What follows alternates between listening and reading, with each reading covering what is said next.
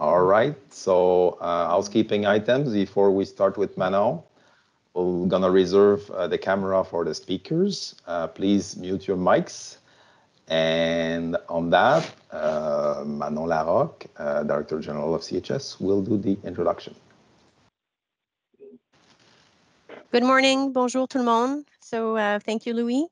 Very glad to see that we have a good turnout for today's session. So Louis and the team will be providing a technical briefing on S11 surface currents and focusing specifically for this morning on Great Lakes and the St. Lawrence River.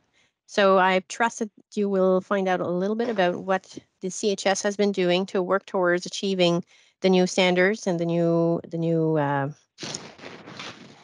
meet new operational requirements, if I can call them that. And you've got the team in place, so please feel free to ask questions. We're definitely interested in sharing experiences, finding about lessons learned, and sharing with you the progress we are making on the Canadian side.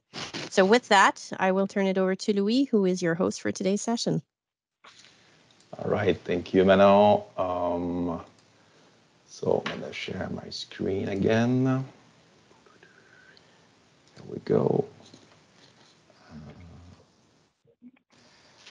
Here. All right, Phil, can you confirm screen is working okay?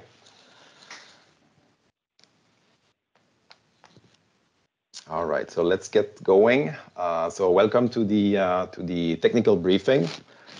We have an ambitious agenda for today. So I'm Louis Maltais. I'm the National Director for Geospatial Services and Support. So the agenda for today, I'm going to start with the intro for 10 minutes. After that, we'll go to Isabelle Gaboury with Ocean Science Branch that will discuss the science and the technology that we are leveraging to derive S111. After that, we'll move to the operational delivery with Dr. Phil MacAulay, who's my manager of Dynamic Hydrographic Products for 20 minutes. And finally, we'll have my regional colleague, Chris Marshall, Regional Director of Ontario and Prairie and Arctic, for the discussion relative to the feedback mechanism. And if all the speakers behave, we should be done in an hour. And we'll have a 30-minute Q&A sessions. So for the Q&A session, we can use the chat. You can pop your camera on and ask your question. So today, a few notes. We have three communities today. We have, the mariners, professional mariners. We have the hydrographers, I'm part of that, and we have the science, oceanographers. So three different communities, three languages. So just a reminder to be mindful of these differences so we can have a really productive session with your questions or the way we answer the questions. Please be mindful of the different reality of the different communities. And today, the focus is St. Lawrence River and Great Lakes, and the focus is with our clients. But we know online today we have plenty of observers. So, of course, question period will be focused at the client in priority. But if we're running out of questions, of course, we'll open up to the observers. And the PDF of this presentation will be shared right after. Session is being recorded, so we will post on YouTube, and we also do a LinkedIn in the next couple of days. So let's go to the introduction. So what are the origin of S111? So from my personal perspective, it's been more than a decade I've been working on S111. So I was involved in the early draft of the product specification, and during that work, I was privileged enough to work with really talented people. So I wanted just to take the plateau I have today here to just say a hello to Kurt. He was my S111 American buddy. So I think we were making a great team, me and Kurt. I was a young guy, full of ideas, and let's do this and go for it. And Kurt was really the wise man. So Kurt, he passed away 3 years ago. And to honor his contribution, there's a special mention in the S111 product specification really acknowledging his significant contribution. And I'm privileged enough to see, today the end result. So that was, whoops, sorry for that. So that is the dream, high resolution surface current. And I'm privileged enough to see the result of all that work. Kurt doesn't have this privilege, but I'm sure he would be really proud of what we have achieved today. So moving on, how the 111 compares to our classic offer. So navigation safety regulation 2020, the carriage requirement, it's a classic tide tables and also the Atlas of Tidal Currents. So this is our classic offer. So this is not disappearing, it's still there. We want to make sure that, the S111 service we're providing is coherent with what we have in the atlases. But those are two complementary information pieces. So the IHO roadmap. So today we're discussing S111. So this specification is part of what we call the route monitoring group. So the route monitoring group, the challenge for all member states of IHO is to be ready by January 2026 with significant coverage and robust distribution mechanism. And I'm pretty proud to say that for S111, we are there in Canada. The next step after that will be the route planning group. So protected areas, radio services, harbor infrastructure will, come up later on, but the focus now internationally is the route monitoring group. Whoops, sorry. So if we move to the Canadian roadmap now, so our own roadmap in Canada, Coast Guard and CHS, ECCC, we have a tight group. We're discussing every month how to approach e-navigation in Canada with a twist of S100. So the timeline is here. So, we have S102, we have S111, and down the road, we have other different services that will come online. Of course, this is fluid, and our clients, they have really an important input in making sure that we're addressing your concerns and addressing your priorities. So that's the Canadian roadmap. So the way we design, it's data as a service. So subscription based, and we use, sorry, it's the last example you see from the Pacific Coast. After that, we'll move to the Great Lakes. In CHS, we've decided that we have a rule of 3. So for everything we're going to produce on what we call the S100 grid, there won't ever be more than 3 scales available. It could be only 1, could be 2, 3, but you will never see, like we have in the paper chart world, some areas in Canada can be charted at 6 different scales. So we are avoiding that with this really simplistic gridded approach with 3 scales. We've partnered with the best in the business, of course, to try to innovate within government. It could be complex. So to fast track our demonstration to go all the way to the client, we've teamed up with Primar in Norway, Electronic Chart Center, Teledyne Geospatial, and 7 Seas to design the best distribution quality management, quality control possible. It's scalable, it's cloud hosted, it's quick, latency is minimal, so I'm really proud of that. In terms of the perspective, where are we in terms of other countries? Canada is being seen as a leader rolling out these services, and I know we have probably some of the US colleagues joining because we know at some point we'll have to discuss transboundary issues. So right now we didn't cut the coverage along the border on purpose. We let the full domain go. But of course, we don't want to confuse the mariner moving from the US to Canada or Canada to the US with kind of a conflicting view. So it's going to be part of a subject will be discussed at the US-Canada Commission.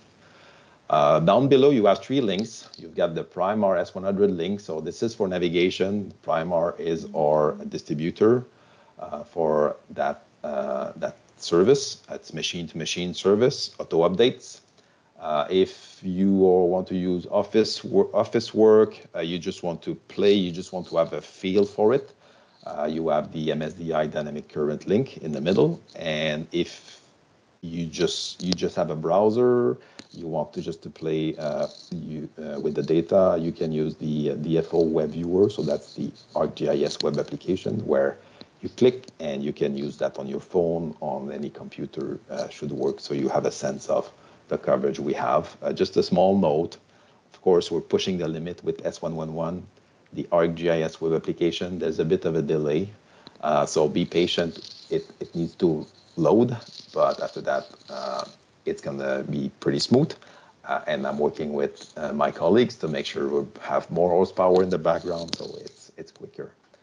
Of course, CHS, we exist since 1883, so it's a word first, in my view, delivering S111 high-resolution surface currents. Of course, this is our best shot, but we expect issues, and we'll address these issues. So it won't be perfect, but it's really where you come into play as client. We want you to help us, bring that service to a world-class level. And on that, we'll move to Isabelle. Very much, Louis. Just checking that sounds okay. All good. Thank you very much. So what I wanted to do today was provide folks with a little bit of an overview of the underlying science and technology, so specifically the modeling of ocean conditions that underlies the S111 service. So as a little bit of background, this is work that was carried out in the first 5 years of the Oceans Protection Plan. And specifically, the project that we worked on in collaboration with CHS, as well as additional partners, was the development of high-resolution port ocean prediction systems for the forecasting of currents, water levels, and water properties for 6 ports and approaches on both of Canada's coasts. Nothing in the Arctic yet. So specifically, we had locations for Kitimat Fjord, the Port of Vancouver, including both Vancouver Harbour and the Lower Fraser River, the Strait of Canso Port, the Port of St. John, and the St. Lawrence Estuary. The approach that we use is to nest our models. So what we do is we start with an outer area. And so in the right-hand plots here, we've shown the specifics for the St. Lawrence model. So first of all, we feed off of larger operational models at a regional scale for Canada. We then model at an outer approach scale at 500 meters. So here, outlining the box from Pointe des Monts to Ville de Quebec. And then we have an inner domain, which is where we have our highest resolution. And this varies from 200 meters for the St. Lawrence due to some constraints with some specifics of the oceanography in the St. Lawrence. Higher resolution actually did not perform as well as the lower resolution, down to Vancouver Harbour being our highest resolution port at 20 meters. The approach we've taken for the port modeling is that we have a common approach, common configuration, common overall method and underlying model that we then tailor for the port at hand. So as much as possible, we do try to reuse our approaches so that we can have a common, robust, reliable approach that can be extended as needed to other ports. So how we link the models together from the global down to the port scale. The underlying ocean circulation model is the same for all 6 ports. The ways that we take in forcings and input data, and then as well the operational aspects of preparing the input data, preparing the model, and automating the runs. Layered on top of that, though, recognizing that the ports do have their own specific features, we tailor the configuration, the tuning, and the input data for the specific area we're modeling. And that's all validated against in situ observational data. So temperature, salinity, currents, and comparison with drifters. So again, it really makes sure that we have something that is specific to the area we're looking at. If you could advance the slide, please. Thank you. And so looking at specifically how the ports are set up and run and the technology that's in them, and I'll actually start this one bottom up. So again, highlighting that the ports are at the end of a suite of operational models, allowing us to represent both the global scale features that could influence things at a very regional scale, as well as the very regional processes. And so the port models are fed by Environment and Climate Change Canada's operational ocean ice atmosphere models, starting from the global model at a scale of 1/4 degree, regional model for the Atlantic, Pacific, and Arctic coasts at a 1/12 degree approximately scale. Then the Canadian ice ocean prediction system models for the east and west coast, so where we get into really coastal waters at a resolution of a 36th of a degree. For the West Coast only, we have a 500-meter model that it's in operations with ECC, and then we get into the green box here with the port models. And again, the idea here is that this allows us to take in all these global processes that influence local conditions and then become very specific. All six ports are built around the same ocean circulation model, the nucleus for European modeling of the ocean. This is a widely accepted model that's used in Europe as well as throughout the world. Specifically, we're using a version that is in common between DFO and Environment and Climate Change Canada. The models are fed by a series of inputs, both observational and model. And so, again, keeping in mind that these are local models, we take in ocean conditions at the edges of the modeling system, so temperature, salinity, and currents from the ECC operational models, as outlined in a diagram below, at a resolution which is about 2 to 2.5 kilometers at the edges. Similarly, we take in surface conditions from the ECC operational high resolution deterministic prediction system atmospheric model. So this allows us to take into account our exchanges between the atmosphere and the oceans. Again, resolution of 2.5 kilometers. For the St. Lawrence only, we did take into account the impacts of ice. We don't have a full ice model coupled in the models, but we do take into account a couple of interactions to make sure that we keep physically sensible processes at the surface. In particular, we make sure that the surface waters are not allowed to get to below the freezing point. So we're keeping in mind how waters actually behave when they freeze. And then we don't allow heat to be exchanged through ice. So we basically have a model that takes into account where ice is present. If ice is not present, there is a typical exchange of heat between the water and the atmosphere. If there is ice present, then that exchange is blocked, as it is in real life. That process does have some implications that I'll get to in a moment. And then where we do have water level and river discharge data from tide and water level gauges, we do take those into account as well. And then where not, we use the climatology there, so long-term, average, and seasonally varying conditions.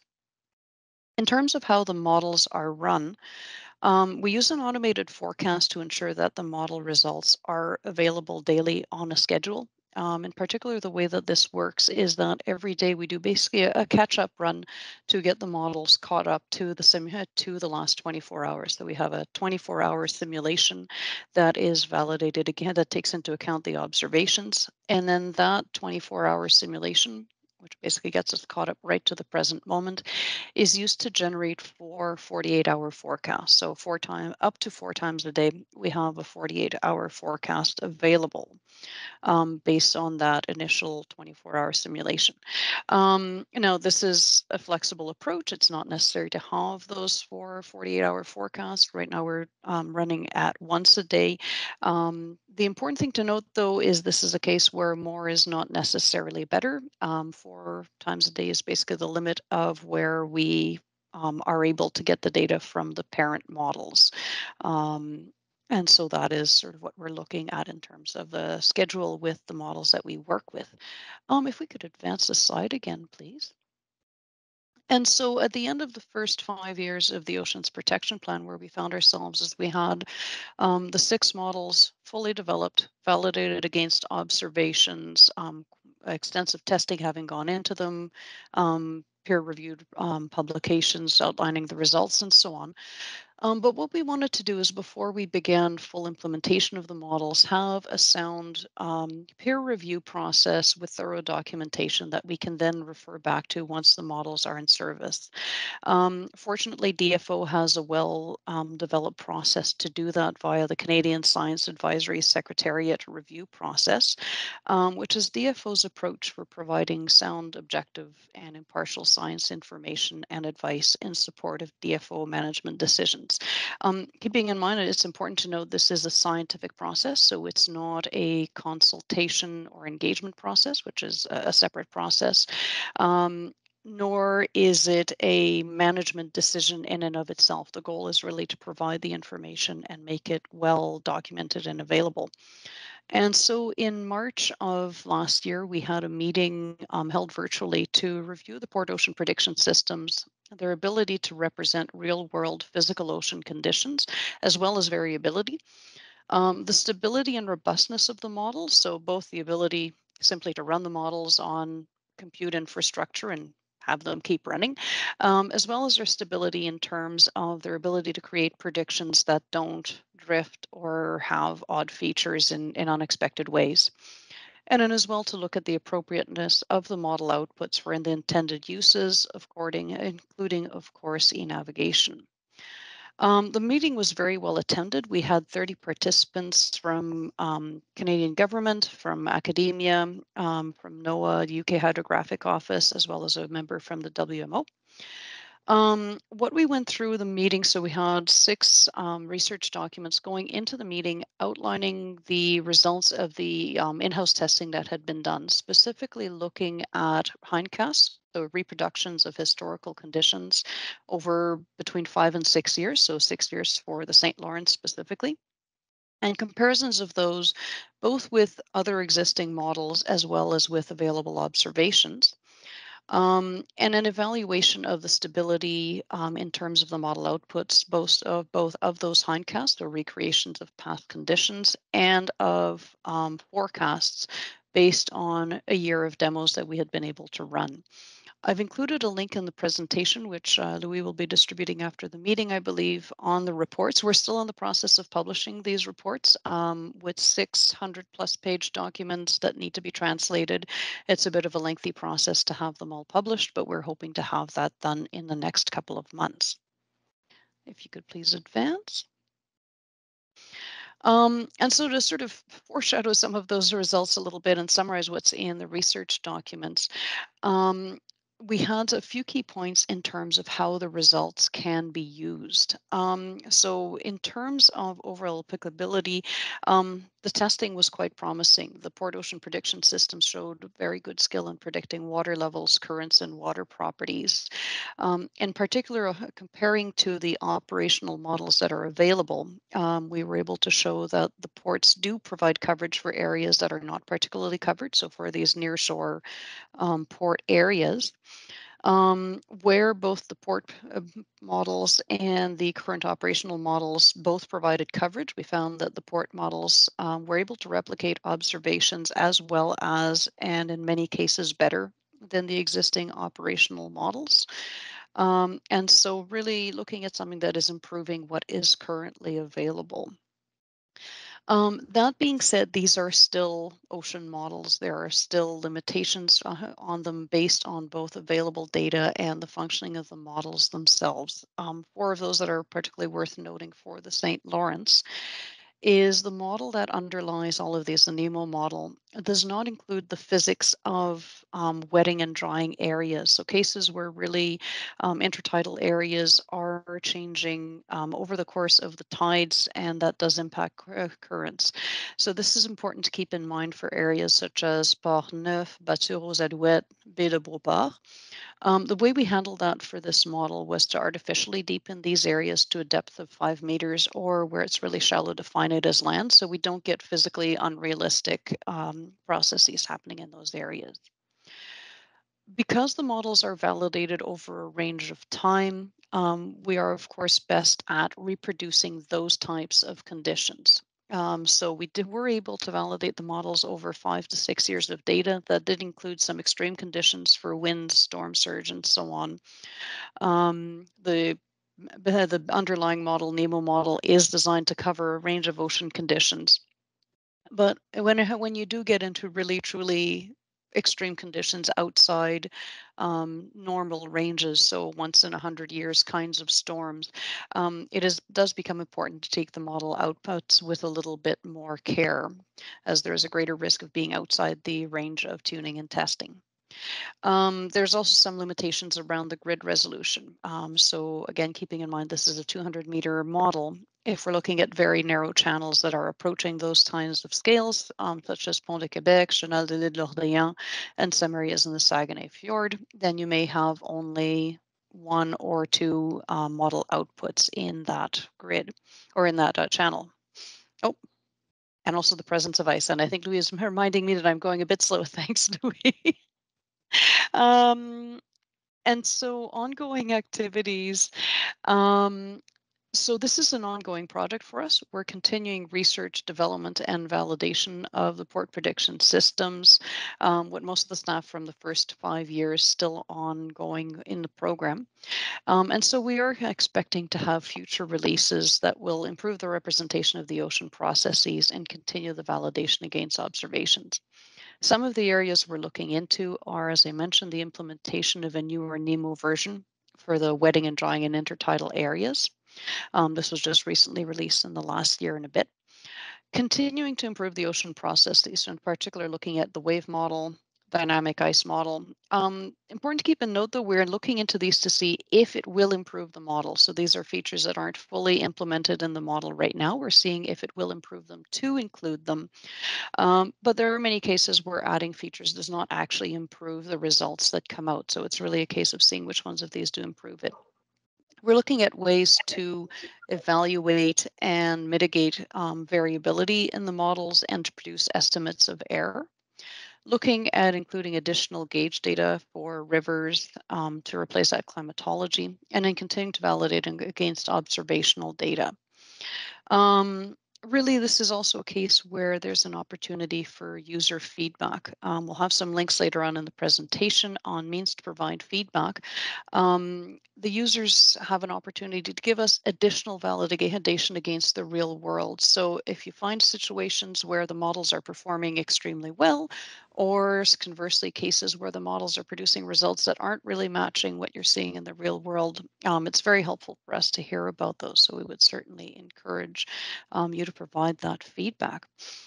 That's it for me. Thank you very much, Louis.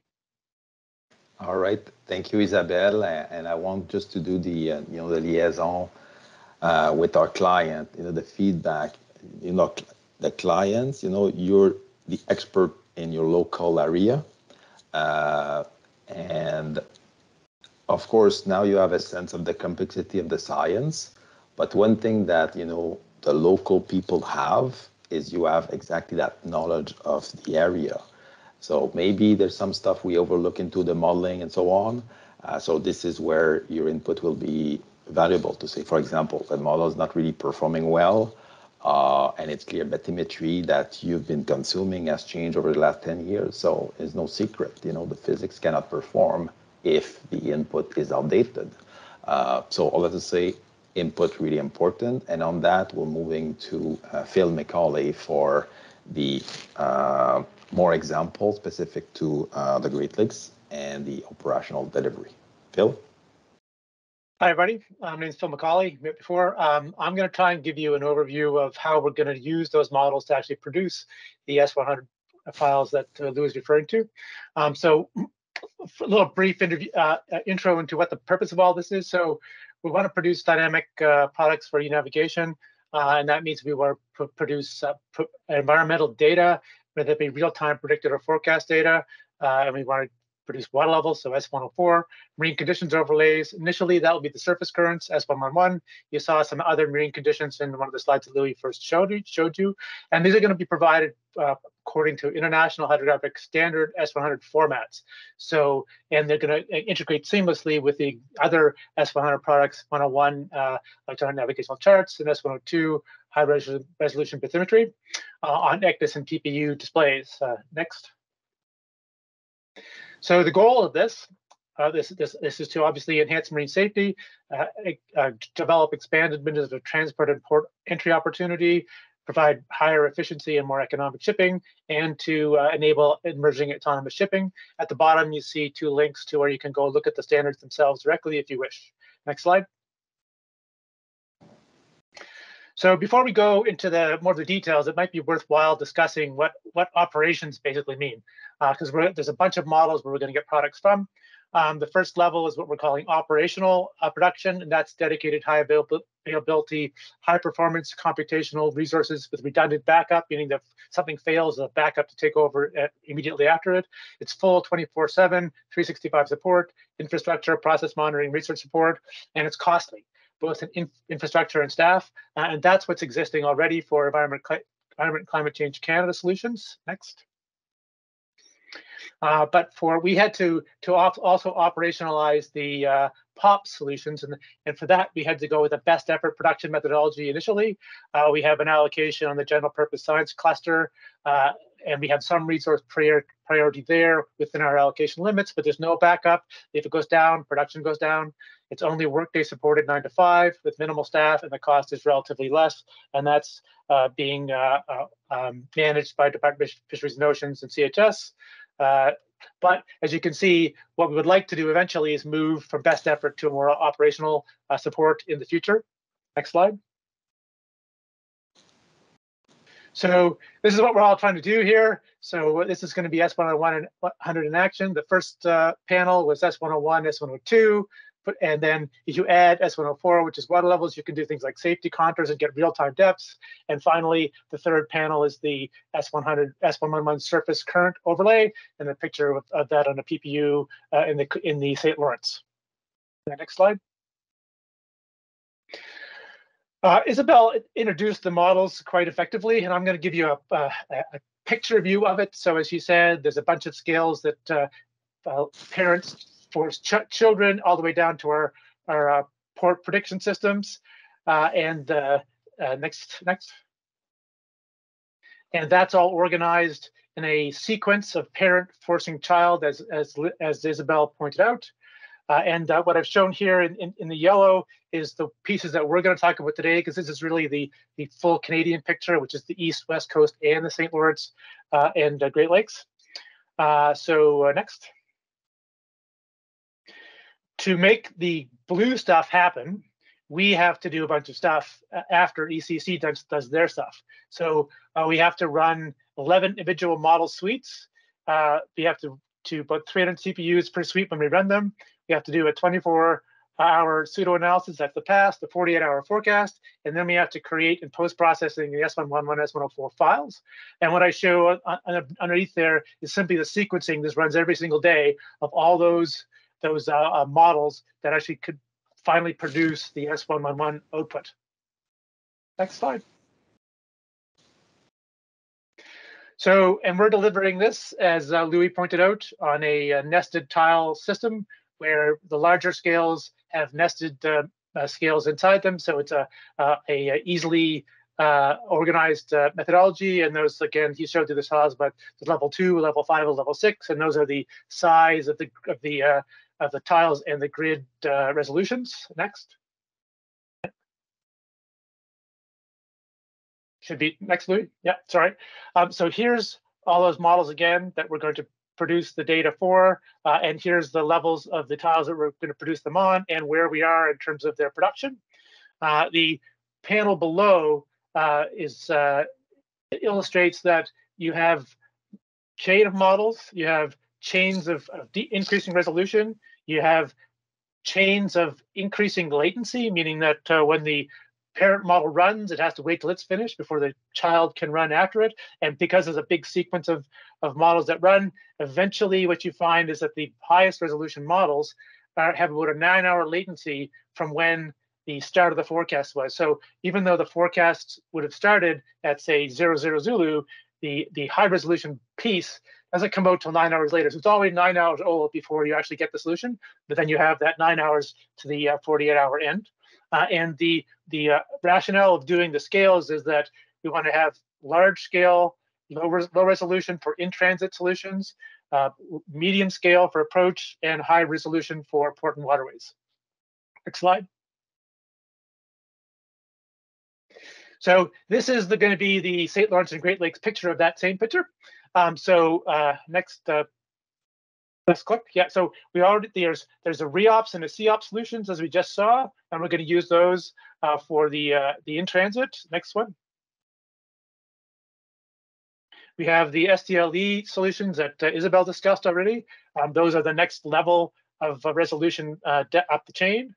That's the plan of the production of S11 will come out shortly for that. It's already coming out for REOPS and should come out for COPS. It's planned. We have H2D2, which is an ECC model. It's an unstructured grid, unlike the NEMO grid. However, it's a 5 to 90 meter resolution, and we already have S11 available for that. Next. We have two ECCC research solutions that can provide S11 just like the operational piece does. So we will look at when, in fact, this is one of the things that we want to discuss with clients is which of these to come future solutions are your highest priority. We'd like to hear from you what they are. Next click. And we have solutions for the Great Lakes, again, in ECC operations, so we can tap into those and create S111, S104 files from them. Next slide. So now I'm going to show you a bunch of pictures of those models and what they are. So this is the domain for the H2D2. It produces 48-hour forecasts 4 times a day at ECCC. It produces it at a 15-minute interval. It's now in ECC Ops 24/7. Our production of S11 is still best effort, but we hope to move to an ECCC Ops solution in the spring. Next slide. Next slide, Louis. So now this is an animation of the S111 output from H2D2 going under the bridge at, I think it's Quebec City. And you can see how the flow changes and how the currents are represented to show the evolution in time. And we'll switch that to be over.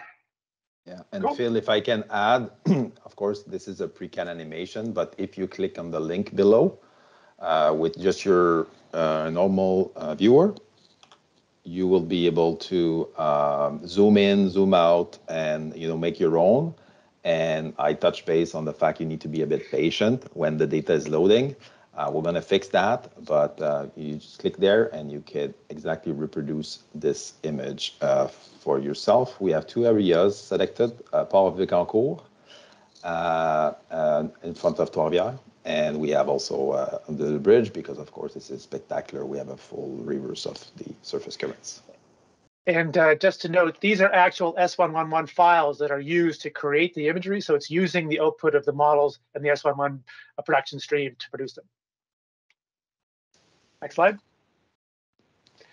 So as we talked about, there was the seaway section of the H2D2 model, and we have already got what you might look at as high resolution current atlas images for numbers of areas along that seaway. They're shown in the circles in the middle small picture, and you can see the solutions we have already up there. And there are, in this case, solutions provided for these areas at various levels of river stage, meaning various flow rates. So you can look at, okay, what's the current flow rate in the St. Lawrence right now? I'll pick this particular image, and that should be representative of what the currents are like given the St. Lawrence river stage. And the bottom right color, I'm sorry, is also it's really not the high risk seaway piece. It's actually the original, the previous H2D2 solution. So if you go to that area, you can actually in Primer and get the data. You'll see that live, not as a static view. Next slide. So let's move to the SDLE 300. So this is the NEMO solution, just 3D, 200 meter resolution. In our best effort operations, there's 48-hour forecasts. It's 1 hour data, S111 once a day. This should be planned for coming out the spring of this year. It's 3D grids, like I said, so it's a lot of grid points, and it uses about 320 cores of GPSC to run when we run it once a day. Next slide. Here's some example output Can you advance the slide? Yeah, there we go. Here's the two images of example output in the Saguenay River piece. And this is to illustrate, since it's a 3D solution, that we can not only produce surface currents, which is the first part of S111, but we can also do current at depth. So if places where if current shear is important, those could be in the future displayed in similar way as S111 on dynamic viewers. Next slide. We talked about Great Lakes. So here's a picture of the ECC Great Lakes solution for all the currents running for one particular hour. It's 2-kilometer resolution, the surface currents and water levels. And if you click for the next, it'll show it a blow up view. So that shows you the resolution of the solution itself. And that data is also available to produce S111 files as we do for any other solution. Next slide.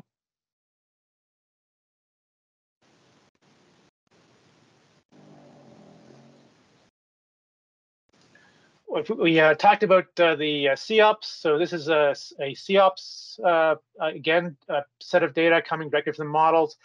It's showing you on the right surface currents and water levels in both on top of each other. And the panel to the left shows it as its 2.5 kilometer full resolution, what the density of the current structure is. And we will sample those again for the in-transit and approaches to the SDLE solutions and the H2D solutions for ships coming into the St. Lawrence. Next slide. You can see some of this data on Primer now and on MSDI. Here's some pictures of reops from MSDI. So these are the same things you could see there now. And if Louis again. You also have H2D2. So H2D2 is also available there. As we saw earlier in the tiling, we'll be producing S111 sort of at a level 2 for reops and COPS, and for H2D2 it's level 6. Next slide. So that was all the model data, but of course we have our traditional data. And one of the things that's important in the future for using the model solutions in the forecast is to be able to have something to ground truth those data to. So the observations and predictions and forecasts from our stations will be used to also be incorporated into the viewers, so that the mariner will have the capacity to do their own quality control in some sense, to see how well is the model doing against the observations and data that we have now. And the rest of this slide is simply to show all the services that come from our new database. So we structured a new water levels and currents database with various APIs for machine-to-machine interaction. So we could enable S111 and S104 from this platform to produce on-demand data sets or packaged data sets. So this is all already enabled and running, fully operational, and we'll be creating those S111, S104 attachments to produce the on-demand stuff probably in the coming year. Last final slide is about the delivery chain. So we're the producers. We have industry experts to help us with the delivery and to get it all the way to the clients, you, the pilots. There's that 7Cs piece, that's for internal validation, because there are validation checks that need to be done between various files to make sure that everything works seamlessly when it gets to the client end. That's all right. That's me done. Yeah, thank you, Phil. Again, a lot of you've heard about a lot of the models and so on, but the beauty of standard and the beauty of S111 as a client is you don't care about what is the underlying model. So count on CHS to make sure that the product we are delivering or the service we're delivering is meets the CHS stamp. So we're selecting the best model available, working in collaboration with ECCC and our own DFO modelers to give you the best S111 output possible. So and from your perspective, you just surf the S111 catalog and you pick what you want for your business. So thank you, Phil. So let's move to Chris Marshall for the two last slide on feedback mechanism. Chris? Yeah, great. Yeah, thanks very much, Louis. So again, Chris Marshall, I'm the Regional Director for Ontario and Prairie Region, so responsibility for the Great Lakes, St. Lawrence Seaway up to just west of Montreal and all the interconnecting waterways. So just Louis, just bear with me for a moment. Just a few points. Very exciting developments for CHS. Really appreciate the technical brief and update from our science colleagues. There's a lot going on sort of under the hood, so to speak, to deliver these innovative new products. We are building, again, that digital foundation. This is the real deal of our S100 services. I will, however, state it's clear we still have a lot of work to do in the freshwater areas of the St. Lawrence Seaway, the Great Lakes, and interconnecting waterways. Client feedback is going to be very, very important to help us prioritize where to focus and where we need to implement and set these services up, operationalize those S111 services in areas west of Montreal. We have a good idea. We've been talking to clients for several years now around some of the hotspots, the priority areas where surface currents can be a challenge in navigation. So we're eager to validate that. We're also eager to identify where are other areas of interest. Likely not super interesting in the middle of Lake Ontario. However, the approaches to the Burlington Canal behind me out the window here and might be of interest. So we want to identify those areas where the models will make the most sense. In terms of feedback mechanisms, as Louis has said here, really eager to hear from our clients. You can reach us at CHS Info. You can email CHS Info, and that will be triaged to the appropriate people in Louis' organization in Ottawa, my team here in Burlington. And if it's a user of the Primar services, clearly you can directly contact Primar if you're subscribing to the S100 value chain services. I will also introduce, maybe I could ask Mina to maybe turn her camera on for a moment. Mina Foratan is the manager who works on my team here in the Burlington office of CHS. She is responsible for the portfolio of products and services in the Southern Waters, so Great Lakes interconnecting waterways. You can also send feedback directly to both Mina and myself. Many of you have recently met Mina at Great Lakes CMAC meetings, Coast Guard, Great Lakes Marine Advisory Board meetings, and we're also eager to reach out and have continued bilateral conversations with port authorities and other interested parties. Because there's a lot going on at CHS, a lot of moving pieces, a lot of changes coming, and your feedback around what's working, what's not working, and also how to prioritize is super important for us. So I think, Louis, that's all I had to share today, and I'm really eager, I think, to hear from some of the external users who have joined this technical brief and hopefully address some of their questions. And yeah, I see Mina's shared her signature in the chat there. So thanks very much, Mina. All right. So yeah, you go to Mina, to Chris, and this afternoon, for the record, we're doing a friend session, so it's going to be equivalent to this one. So you also have access to the regional colleagues there. So again, then the other thing I want to specify in terms of feedback mechanism.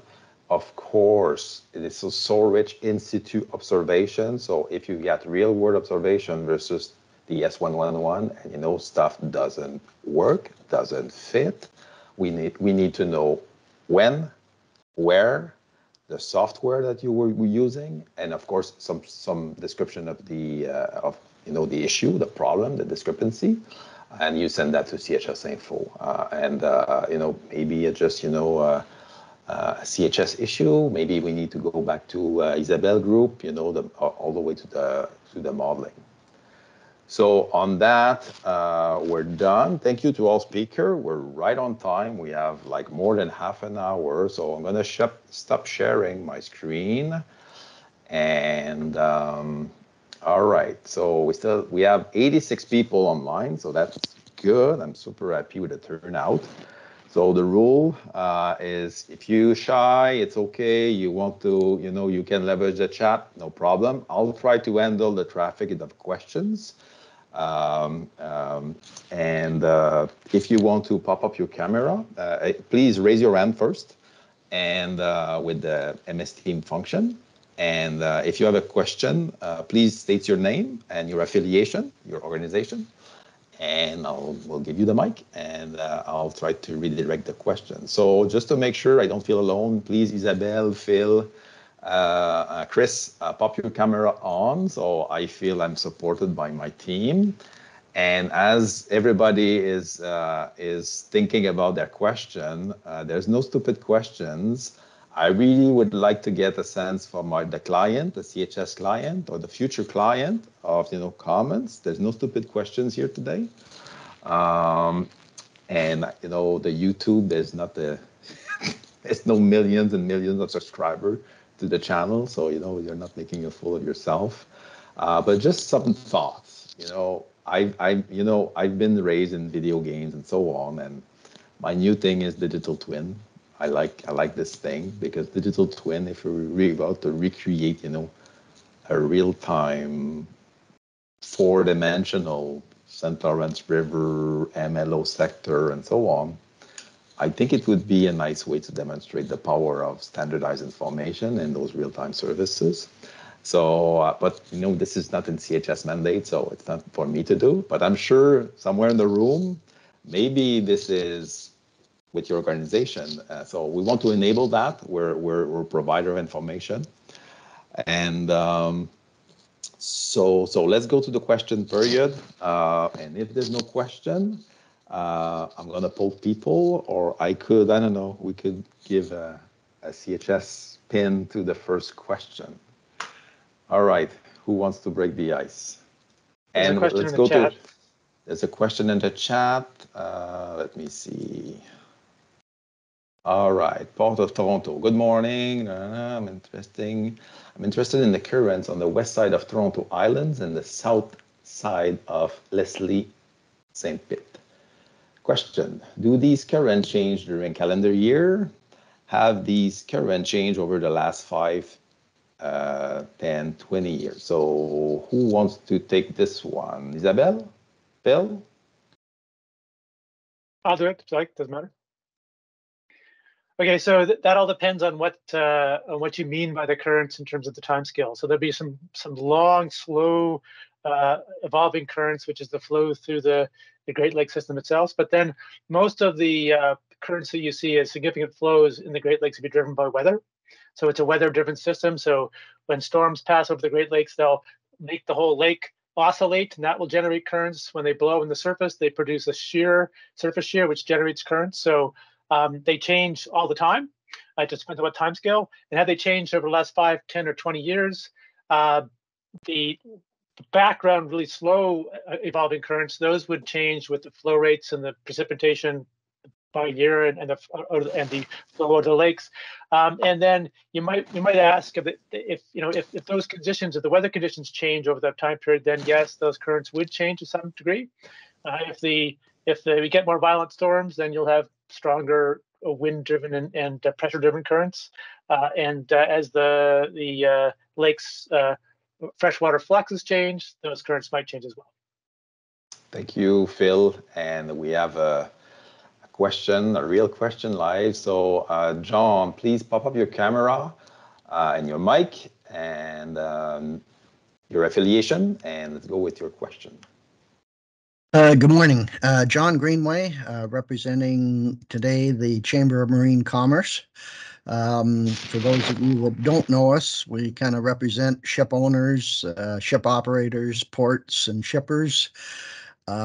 Our area of operation is the Great Lakes, the Seaway, Lower St. Lawrence, East Coast, and Arctic. So basically central Canada all the way up north.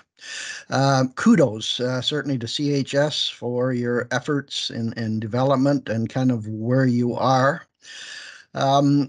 Critical to us, of course, is the changing conditions, low water, high water, whether it's climate change, whether it's weather related, whatever, and how those levels certainly impact the currents, and then obviously how they impact navigation safety. We saw that a few years ago, not too distant past, high waters in the Great Lakes and the St. Lawrence, which really changed traditional known currents for pilotage and navigation in the seaway in particular. And obviously that impact is much greater in the confined waters, American Narrows, approach to Iroquois Lock, versus where you've kind of done your sampling, which recognize, Les Escamins, the open waters of the St. Lawrence and the Gulf. So I guess what I'm saying is critical forecasting information is much more critical to us in areas of, the Quebec Bridge, the American Narrows and the Seaway. Somebody mentioned, the entrances to Burlington and Port Weller on how that's impacted by weather. So I guess just a few comments. We certainly look forward to your future expansion, for lack of better words, into the Seaway and the Great Lakes. And we're here to certainly give you stakeholder feedback that's obviously critical to validating your models. So I'll close that off. And no, thanks a lot, John. And I'll go first, and but Chris, you can jump in after. So you're totally right, John. I was in the middle of it. I don't remember which date, but the scenarios that you saw. We created that with, the Seaway. It was a mariner's workshop where Benoit Nollet was struggling with super high flows because we wanted to flush Lake Ontario as much as possible because there was flooding everywhere. So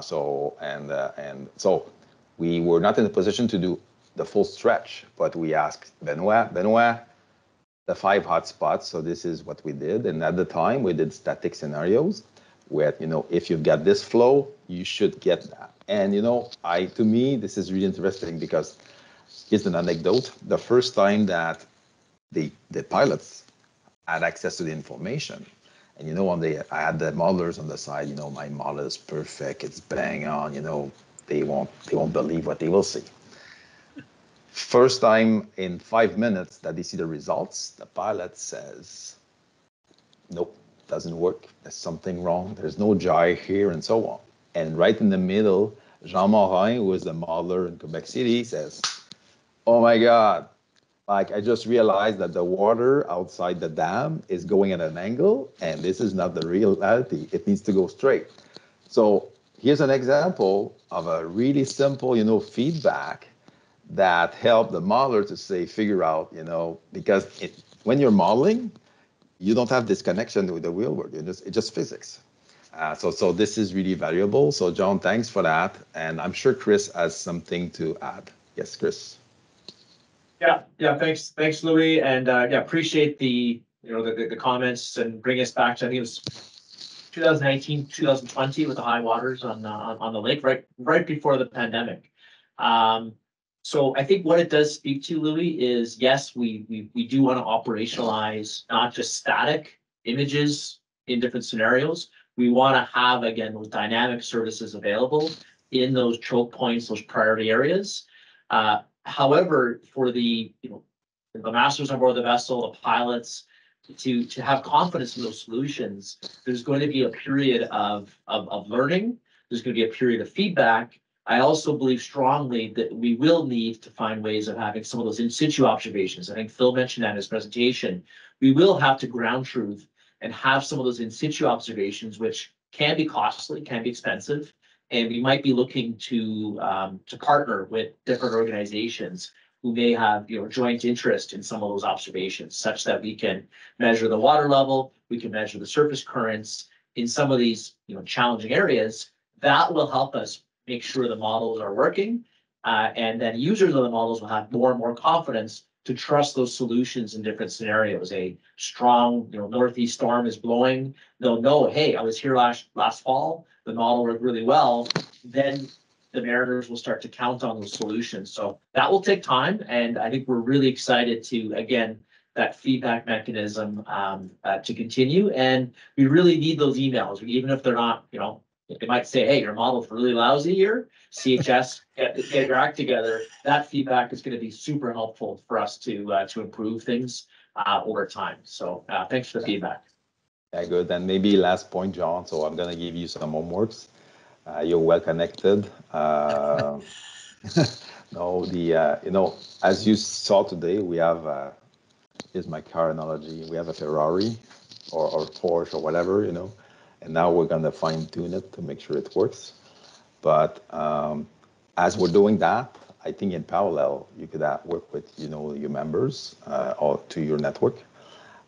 We really want to have software manufacturer. So whatever technology you're using as your portable pilot units, if you're using NavSim technology, you're using Transat technology, CIQ technology, it's you, the clients, that have the power to say to them, all right, CHS is ready, they're respecting international standard, and I want to be able to consume that in my navigation system. So you have that power. We've tag team, so I don't think it's rocket science. CIQ is already compliant. And I just named a few from top of mind, or the popular PPUs in Canada. But so that's your homework. All right, thanks for that, John. I appreciate the comment. So I'm going on the chat. Previous CHS DG, Denis is connected, and hello, Denis. Great that you're here. Denis has been working for the government, and he knows how collaboration between departments is tricky, and really feels that we have a good story here in terms of working with ECCC and DFO. Susan, will a recording be available? Of course, Susan. So I'm gonna post. I'm gonna send the YouTube link next couple of days, and you also have the PDF, so there's no problem. A question from Warren Curie. Can you share the link to have the access to the Great Lake Current model? This is very useful for operationally for our Great Lakes lake-wide monitoring program. So Warren, at this time, you have a bunch of links in the PDF. We're gonna flip to you. And what we're trying to do is, as Isabelle and Phil are building coverage for the S111 navigation service, we also working with our MSDI counterparts, so they can add coverage also on the non-navigation side of things. So if you go right now in the MSDI viewer, you will see coast to coast to coast coverage at low resolution. I'm guessing you probably need more resolution than that. So this coverage will grow as we're moving forward. And of course, we're going to try to, navigation is the focus, of course. And we have a lot of potential, but we need to move step by step. Phil, you want to add to this answer?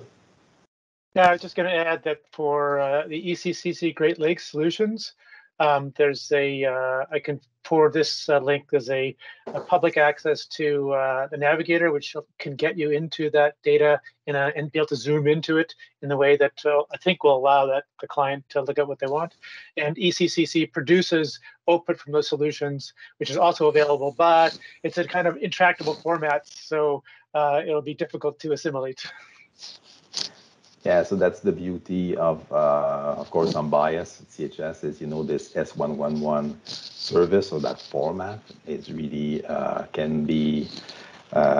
is the international standard. So it will simplify, because one other format that is commonly used in the scientific world is NetCDF. But NetCDF, it's to me, it's not the standard. It's you can have like dozens and dozens of versions of flavor of NetCDF as S111. If your software manufacturer does the right job, it should be plug and play with the service. So Denis, are there any countries, hydrographic office in the world testing, are using similar modeling specifically associated with S111 at this time? So great question. Thanks for that, Denis.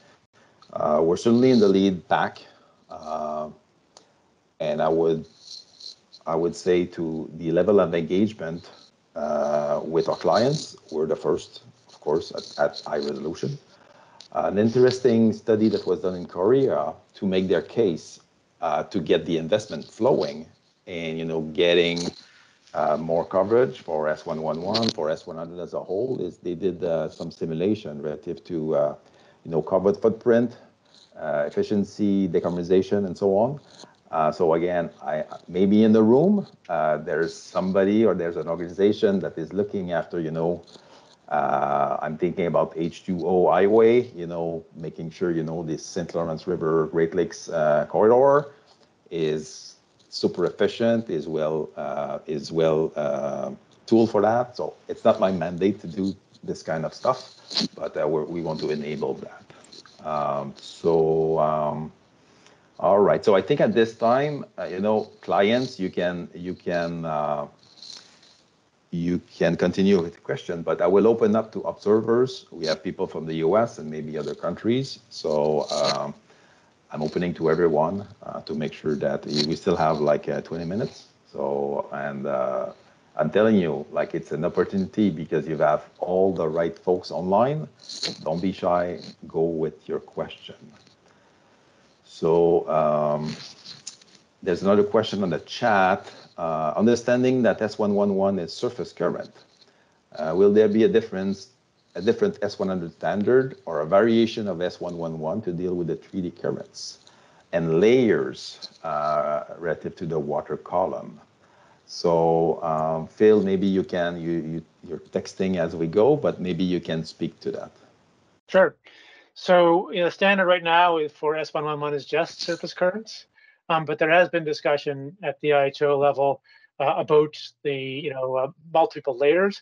But as you saw in Louis' presentation, the rollout of S100 is going in phases. And so that standard for 3D layering isn't I think fully there yet. But the reality is it's just a simple piece of metadata that tells you the depth of that current layer. So it's almost there now. Yeah, good stuff. And we know we have the example of Saguenay River. It's really tricky on the West Coast. Also, there's some places where 2D doesn't make the cut. So again, a step approach. When you integrate, one of the complexity of doing 3D currents is the vertical referencing. If you want to do it right, it gets complex really quickly. But CHS, we like challenges, and if our clients are telling us that in some part of Canada, 3D is essential to support your operation, we'll look into it. And Phil is our international representative at the International Hydrographic Organization, and we'll make the case that we need to have this extension. So another question online, is there a test bed with professional pilots plan to provide feedback to CHS? So I think this is, you read my mind, Denis. We know that CHS previous DG had some discussion with St. Lawrence Seaway to do some sort of like a showcase or a test, because we know the Seaway, they have the draft information system, and we know the evolution in the system clearly will come to S100. So I don't want to put the Seaway on the spot, but this is something maybe will happen next summer. But again, we're a data provider. I'm more than happy to support these tests anywhere in Canada to provide the data and so on. And I think I can tell you that the South Korea study made a huge impact internationally to explain how S100 changed the game, because we can see all the efficiency. We're moving from static data to dynamic data. So real-time ETAs, more precise ETAs, and we can see like tremendous value out of that. And applications are endless. So going back to people online, to see, don't be shy. I was expecting a lot more questions, and I can challenge you. Pacific, they were really good on questions, so I want to get some questions from Central Canada, this community. So Chris, do you want to add something as people, I'm sure, like are thinking about their questions? Chris has always something to say, so I'm Yeah, put me on the spot, Louis. Yeah, not really. I think like again, if people had a chance to reflect, it's really for us prioritizing where and the sequence of when we will operationalize these. You know, I have my vision of where the sequence should be. We sit in the boardroom here with my team, and you know we have our priorities. It's you know, we want this operationalized in the St. Lawrence, west of Montreal to Kingston, like tomorrow, Louis. We know that's going to take time. We know it's not going to be tomorrow. And there's a lot of things that have to happen first. We need maybe better bathymetry. We need to validate some things with Water Survey of Canada with the freshwater inflows. There's a lot still to be done. But I'm a big fan, Louis, of I'd rather us operationalize a solution that's 80 or 90% good, and then get the client feedback around where to focus and prioritize, such that we can then address where the gaps are. Because if we wait for the perfect solution, you know, from a scientific perspective, the modelers will be working on this for the next decade. And what I'd rather do is implement now and then incrementally improve with feedback, additional observations, and better model physics, so that we're in a better place in, you know, a year's time, 2 years' time. And I really do like the idea of working with the Seaway, Chamber of Marine Commerce, and other parties to test using the PPO software. Fairly inexpensive. It's a laptop, it's an iPad. You can start consuming these on the bridge of your ships as part of your voyage planning. And we really would like to start doing that, you know, this sailing season and in the next spring and going forwards. So it's maybe a challenge for those. Oh, thanks. Yeah, and you know, back to my introduction, you know, we're moving from, you know, a static PDF with and a few arrows on charts here and there, and we're moving to something really different. So we have another brave. So John, please go ahead with your question, but affiliation first. Sure, thank you very much. Very interesting presentation. Unfortunately, there were times where I had to turn it down and deal with a couple of calls coming in, so I missed parts of it. My apologies, but what I did here was excellent and informative and helpful. I'm going to ask a couple of questions that maybe demonstrate a bit of naivete, but in terms of the 48-hour modeling, are you talking about a consistent modeling to cover defined points within that 48 hours, and at what time between them? So I'll do my super simple translation analogy, and it's exactly like this, and after that we can go to the expert. So picture yourself, you know, a view of the Montreal to Lake Ontario stretch, okay? What you will get is a picture for all of that stretch every hour in the future for 48 hours. So the reality, your PPU system that will digest that is able to work present to tell you, consuming the file in the background, can tell you this is what you should be feeling right now. If you can project your position in the future, and the system has all the files, it can say, you know, in 2 hours with that speed, you should be here at that time, and the system, because they have all the collection of the files, can say, this is what you should expect. Of course, it's not like critical for, you know, the MLO sector, but if we think about the St. Lawrence Gulf and so on, okay, so if I slow down, it means that instead of facing, you know, a 3 knots current, I'll be facing a 1 knot current. So this is kind of the idea. Hopefully I'm answering the question. But Isabelle, do you want to, maybe I would ask you to talk about, as we move, of course, as we move in the future, we're getting away out of the observations, so the anchorage of the model. So of course, uncertainty grows. But maybe Isabelle, you can speak to that. And I know, John, I think you have other questions, so we'll process your question one after the others. Isabelle? Thank you. And I think you did a good job of explaining it, Louis. So really what we're looking at is we have sort of a window 48 hours into the future anchored on right now. So with 200 meters resolution spatially and then 1 hour resolution in time.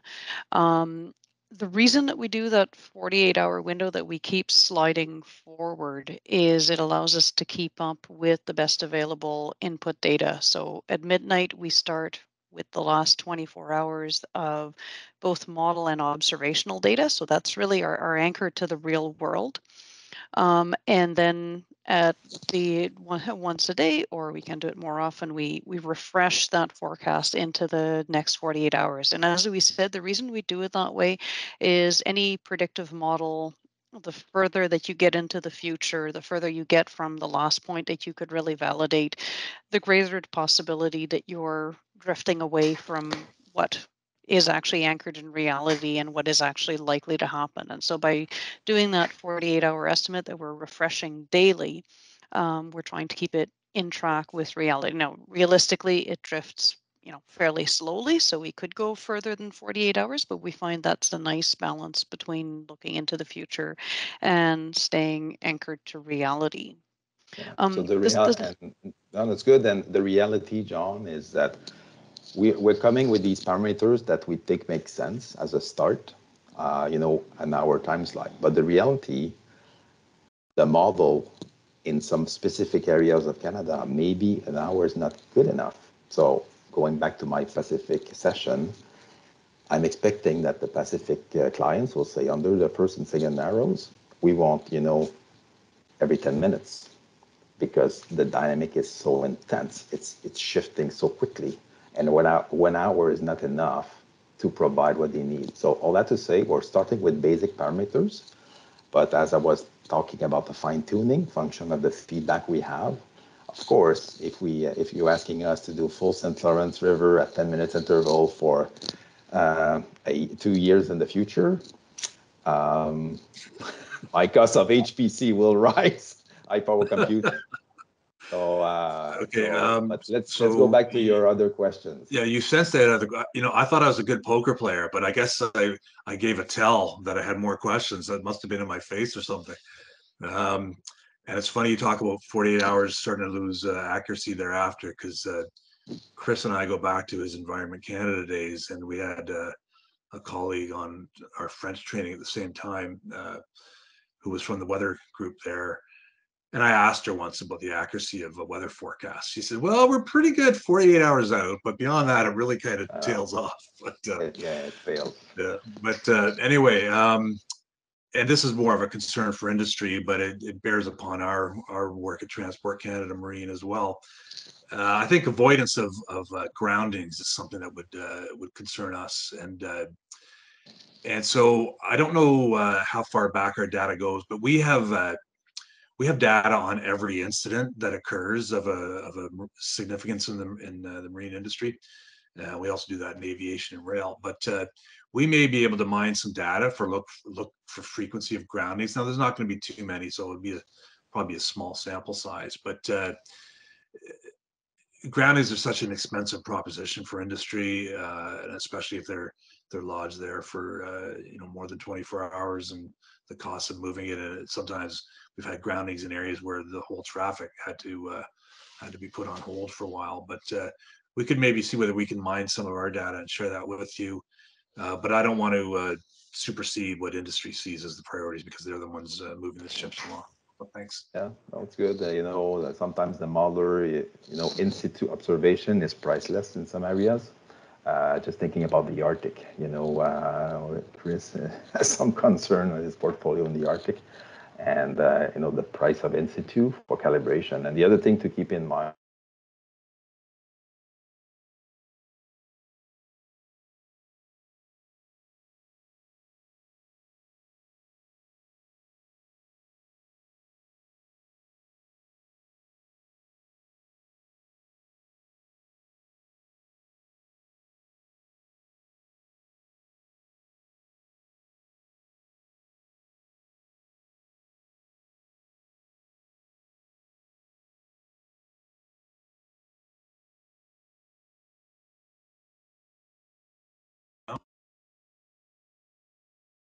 We're back.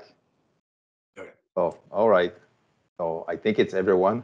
So as I was saying, the models are good with regularity, but when we're have like major storms and so on, and we're outside the domain, usually they're not performing as well. So I saw some exchanges relative to CodeR. So any kind of calibration we could use, we want to leverage. CodeR, the issue is you need to have a lot of rigorosity on the water plane, so waves, to get something out of it. So maybe in the Gulf, but in the river, I don't feel like it. So Phil, you have your hand up. Is it an old hand? I just wanted to point out to John's question that we already asked for a 15-minute HCD2, as you were saying that 1 hour is not enough. We already gone there, so. Okay. All right, Isabelle? So apologies, I just got kicked off by the system, so just reconnecting. Did we address Laurie Cook's question? If not, I can speak to that. Sorry, that the same happened to me. I wrote a little bit in the chat, but that's all. That's the only response so far. So if you want to complete that question, Isabelle, go for it. Perfect, thank you. Quite right. So we were looking at the beginning of the OPP program. The models were developed for 2 applications. ENAV was one, and incident response specifically for oil was the other application. And so that's the other area we're looking at right now, is how can that feed into incident response processes. So the port models have quite a lot of potential value as a potential forcing for trajectory prediction.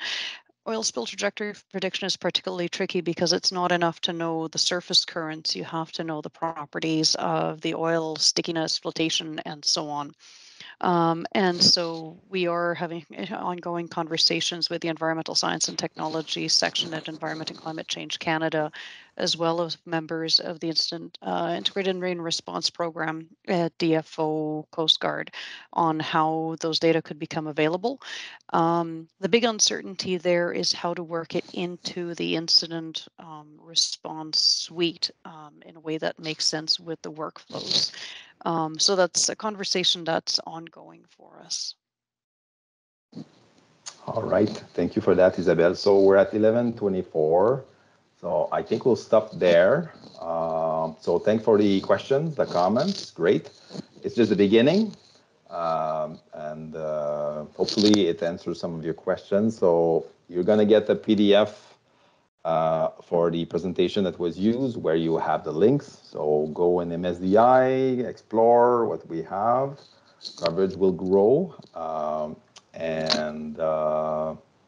I wish, so for those of one that can get enough S111 discussion, we have the French session this afternoon. If you need the link, just flip me an email and I'll get the link to you, but it's already been shared a lot. So thanks to all the speakers, Phil, Isabelle, Chris, great stuff. And on that, nice day to all.